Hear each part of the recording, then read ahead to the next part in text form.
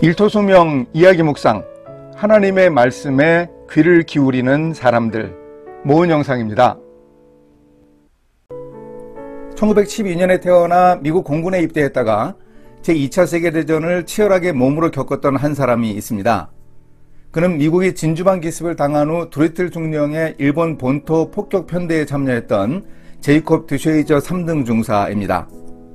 드쉐이저 중사는 일본인들을 향한 복수심에 불타올라 폭격 대원으로 자원했습니다. 일본 나고야를 폭격하는 작전에 성공한 후 중국 땅으로 가서 낙하산을 타고 내려오다 일본군의 포로가 되었고 수용소에서 온갖 고초를 겪었습니다. 그런데 일본군 감시원에게 3주간 영어 성경을 빌릴 기회를 얻어 성경을 읽다가 예수님을 영접했습니다. 내가 만일 내 입으로 예수를 주로 시인하며 또 하나님께서 그를 죽은 자 가운데서 살리신 것을 내 마음에 믿으면 구원을 받으리라. 로마서 10장 9절 말씀이 마음에 다가와 구원을 선물로 받았다고 고백합니다. 곧 성경을 돌려주어야 했기에 은혜받은 구절들을 최대한 암기하여 전쟁이 끝나 귀환하기까지 14개월의 독방생활 동안 말씀을 묵상하면서 지냈습니다. 그 과정에 미웠던 일본군을 향한 증오가 사라지고 그들을 사랑하고 불쌍히 여기게 되었습니다. 전쟁이 끝난 후 고국으로 돌아온 제이콥 드쉐이저는 시애틀 퍼시픽 대학교에서 공부한 후 1948년에 아내 플로렌스와 함께 일본 선교사로 갔습니다. 드쉐이저 선교사 부부가 일본에 가서 선교를 시작한 1년 동안 여러 명의 일본인들이 예수님을 영접하는 역사가 일어났습니다. 그런데 특히 의미 있는 한 사람의 회심이 있었습니다. 진주만 기습을 한 일본 공군 편대를 이끌던 후치타 미츠오 대위를 만났습니다. 그는 나는 일본의 죄수였다라는 제목의 팸플릿을 읽은 후 그리스도인이 되었습니다. 두 사람은 함께 강단에 서서 설교하면서 복음을 전하기도 했습니다. 1959년에 드쉐이저 선교사는 나고야로 옮겨가서 교회를 세웠는데 17년 전인 1942년에 드쉐이저 중사가 편대원들과 함께 폭격했던 바로 그 도시였습니다. 이렇게 말씀이 한 사람의 생애를 변화시켰습니다. 말씀이 한 전쟁 포로를 회심하게 하고 증오심에 불타올랐던 적국의 도시에 가서 복음을 전하려는 열정을 불어넣었습니다. 이것이 바로 말씀의 능력이고 은혜입니다. 우리에게도 닥칠 수 있는 말씀의 기근 시기를 대비해 평소에 말씀 농사를 잘 지어야 합니다. 그런데 우리는 하나님의 말씀에 귀를 기울이고 집중하며 살고 있습니까? 미국의 빌 헐 목사가 인기 있는 TV 프로그램 캘리포니아 골드에서 본 내용을 책에서 소개합니다.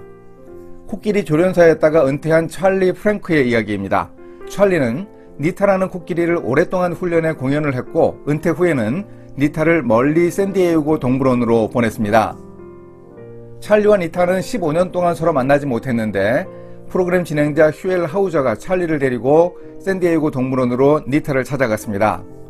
물론 찰리는 10마리의 코끼리 중에서 니타를 금세 알아봤습니다.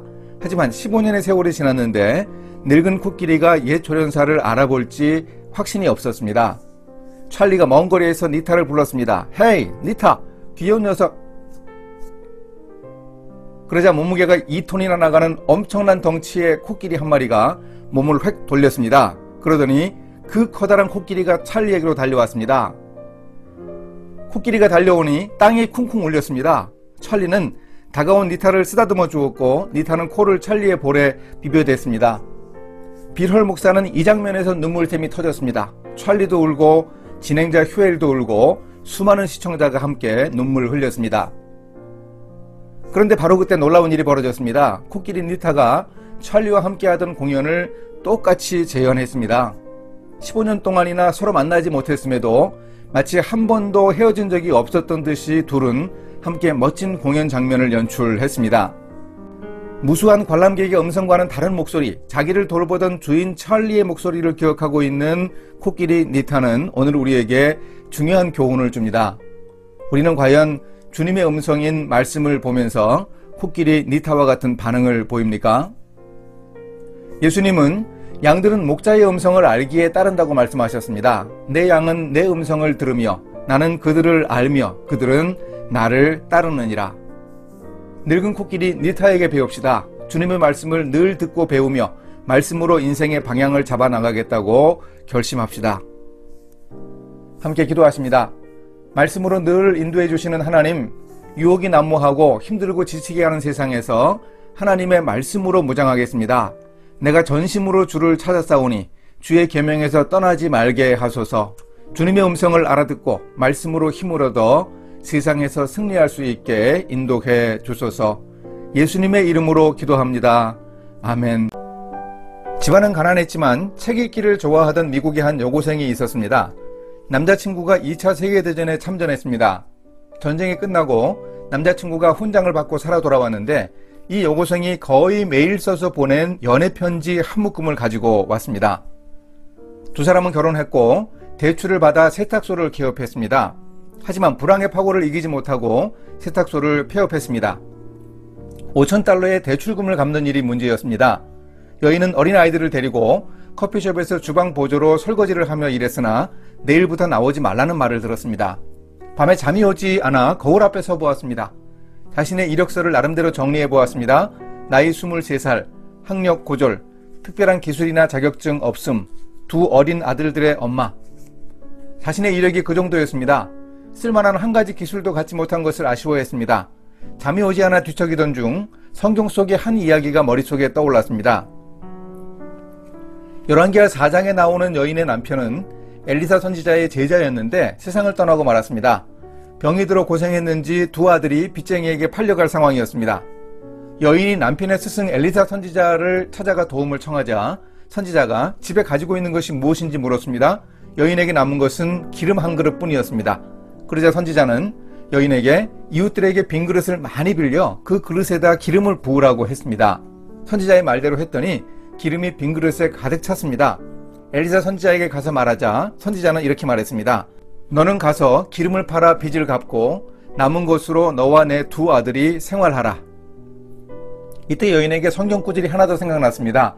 달란트 비유에서 한 달란트 받은 종이 들었던 책망입니다. 무릇 있는 자는 받아 풍족하게 되고 없는 자는 그 있는 것까지 빼앗기리라. 여인은 자신에게 남아있는 기름과 달란트가 뭘까 생각했습니다. 한 그릇 기름을 찾지 못하면 한 달한테 받았던 종처럼 가지고 있는 것마저 빼앗길 것 같아 안타까웠습니다. 그때 고등학교 장문 선생님의 얼굴이 떠올랐습니다. 글을 잘 쓴다면서 교지 편집하는 일을 맡기셨던 기억도 났습니다. 여인은 아예 잠자리에서 일어났습니다. 주방으로 가서 지역 신문인 볼드윈 파크 모아놓은 것을 식탁 위에 펼쳤습니다. 평소에 보지 않던 광고란을 살피면서 글 쓰는 사람을 찾는지 살폈습니다. 하지만 신문들을 다 뒤져도 원하는 구인 광고는 없었습니다. 그런데 광고를 보다 보니 광고 카피나 문장이 너무 촌스럽고 형편없는 것들이 눈에 거슬렸습니다. 허접한 광고 문안 몇 개를 오려내어 광고를 다시 고쳐 써보며 나름의 샘플 광고 문안을 몇 개 완성했습니다. 그랬더니 아침 해가 솟아오르고 있었습니다. 지난 밤을 하얗게 지새웠는데 하나도 피곤하지 않았습니다. 아이들을 데리고 신문사로 간 여인은 문을 열고 들어가 신문의 광고 지면을 전부 사러 왔다고 소리쳤습니다. 결국 신문의 광고란을 도매 가격으로 다 산 후에 광고주와 계약해 광고 문안을 써주어 비용을 받고 신문사의 광고 비용은 일주일 후에 입금하기로 계약했습니다. 여인은 신발이 다를 정도로 뛰어다니며 광고주들을 만났고 밤에는 광고 카피를 썼습니다. 이 여인의 인생 키워드는 바로 광고였습니다. 인생이 고달프고 힘들 때 글쓰기 재능을 찾아서 하게 된 광고가 바로 여인의 인생 소명이 되었습니다. 그 여인이 $5,000의 대출금을 갚은 것은 물론입니다. 이후 2007년에 세상을 떠날 때까지 60년 동안이나 유명한 광고 대행업자와 작가와 강사로 활동했습니다. 이 여인의 이름은 도티 월터스입니다. 절박한 상황이었지만 하나님의 말씀을 통해 주신 광고라는 키워드로 이 여인은 인생의 새로운 전기를 마련했습니다. 이것이 도티 월터스의 소명이었습니다.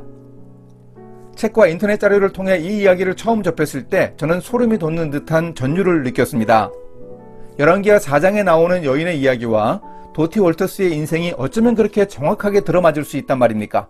도티 월터스에게도 두 아들이 있었고 빚을 지고 있었습니다.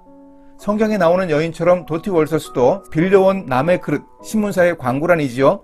거기에 자신에게 유일하게 남은 기름, 알지도 못했던 글쓰기 능력을 붓고 또 부었습니다. 단 하나, 성경에 나오는 여인의 남편은 죽었고 도티 월터스에게는 남편이 살아있었다는 점만 다를 뿐이었습니다.